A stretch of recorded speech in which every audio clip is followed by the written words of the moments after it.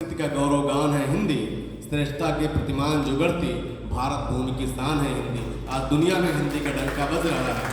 उस हिंदी विमर्श को आगे बढ़ाने के लिए अब मैं आमंत्रित करता हूँ सुश्री संध्या शर्मा जी को। आप अधिवक्ता हैं और हिंदी की संवैधानिक स्थिति विषय को आप मैडम बैठे बैठे वहीं से बोल सकते हैं। अच्छा टिया जी, तो हिंदी की संवैधानिक स्थिति कैसी है आप उसको बेहतर रेखांकित कर सकती हैं। आपका बहुत बहुत अभिनंदन है, स्वागत है। आप अपने विषय पर अपना वक्तव्य रखें। सुश्री संध्या शर्मा मैम।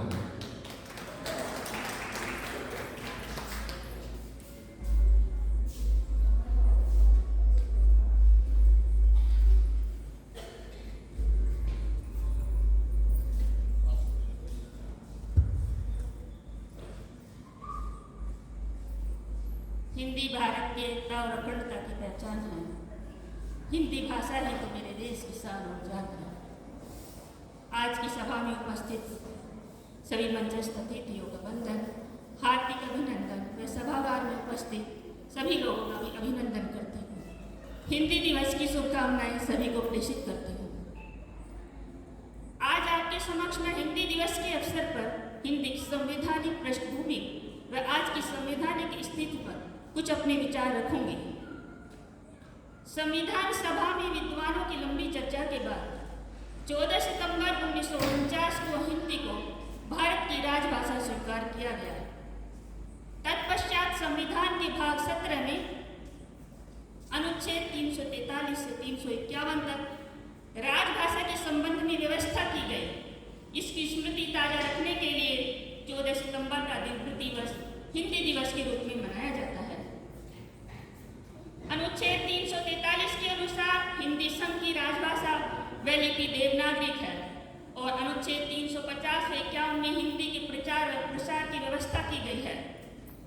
क्योंकि संविधान सभा में राजभाषा के संबंध में चर्चा के विषय में भाग लेने वाले विद्वानों में बहुत से विद्वान दक्षिण के भी थे, जिन्हें हिंदी को राजकीय भाषा बनाने में आपत्ति थी।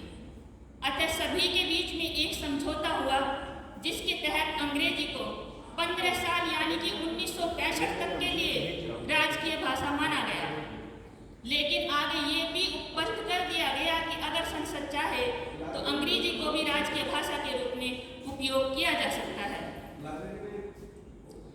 इसी उपबंध का लाभ लेते हुए संसद ने राजभाषा अधिनियम 1963 पारित कर दिया, जिसके अनुसार हिंदी तो संघ की राजभाषा रहेगी ही, अंग्रेजी भाषा भी संघ के सभी कार्यों के लिए उपयोग की जाएगी।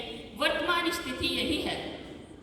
यहाँ मैं आप सबको ये स्पष्ट कर देना चाहती हूँ कि हिंदी हमारी राजभाषा है, राष्ट्रभाषा नहीं है। जबकि विश्व के अधिकतर देशों में राजभाषा और राष्ट्रभाषा एक ही है।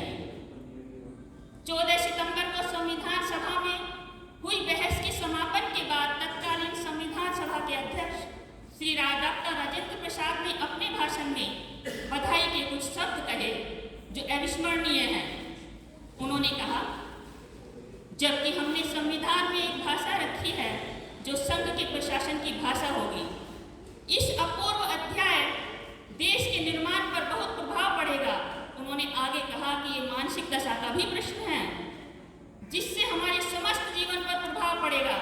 हम केंद्र में जिस भाषा का प्रयोग करते हैं उससे हम एक दूसरे के निकटतर आते हैं। हमारे संबंध घनिष्ठ होते हैं, विशेषतः इसलिए क्योंकि हमारी परंपराएं एक हैं, हमारी संस्कृति एक है। हमने यथासंभव बुद्धिमानी का कार्य किया है। हमारी भावी संतति इसके लिए सराहना करेगी। मेरे विचार से डॉक्टर राजेंद्र प्रसाद के ये विचार आज भी प्रासंगिक हैं। इसी के साथ मैं ये कहना चाहती हूँ कि राजनीतिक इच्छा शक्ति की कमी के कारण हिंदी को वो स्थान नहीं मिल सका जो मिलना चाहिए था। वस्तु स्थिति यह है कि प्रशासनिक सेवाओं में, चिकित्सा क्षेत्र में, न्यायिक क्षेत्र में, तकनीकी क्षेत्र में बहुत सी प्रतिभाएं उच्च पदों पर जाने से केवल इस कारण वंचित रह जाती हैं क्योंकि उन्हें हिंदी नहीं आती। ये एक पीड़ा का विषय है। क्योंकि मैं अधिवक्ता हूँ इसलिए न्यायिक क्षेत्र से अवगत हूँ। न्यायालयों में, विशेषकर उच्च न्यायालय और सर्वोच्च न्यायालयों में क्योंकि अंग्रेजी भाषा में कार्रवाई होती है, न्याय होता है। इसलिए वह व्यक्ति जिसका मुकदमा है उसको न्यायालय की कार्रवाई के कुछ भी समझ नहीं आता। कई बार पक्षकार सबको ठगा सा महसूस करता है। आज़ादी के इतने समय बाद भी अब इस स्थिति में परिवर्तन होना ही चाहिए। देश के मान्यों से इस कार्य में सहयोग अपेक्षित है।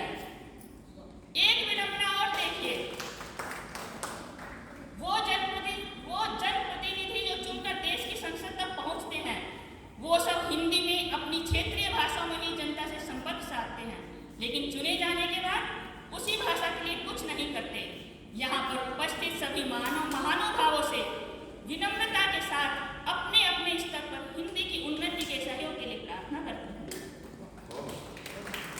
साथ ही एक सुखद स्थिति ये भी है कि हिंदी का साहित्यिक क्षेत्र में बहुत ही उन्नति की है। हिंदी का साहित्य बहुत ही विशद और समृद्ध है, जिसकी कुछ झांकी यहाँ पर भी उपस्थित है। धन्यवाद। बहुत बहुत आभार मैडम। और संघ ने हिंदी को राजभाषा माना, लेकिन पूरे विश्व में फैले हिंदी प्रेमी और भारतीयों के हृदय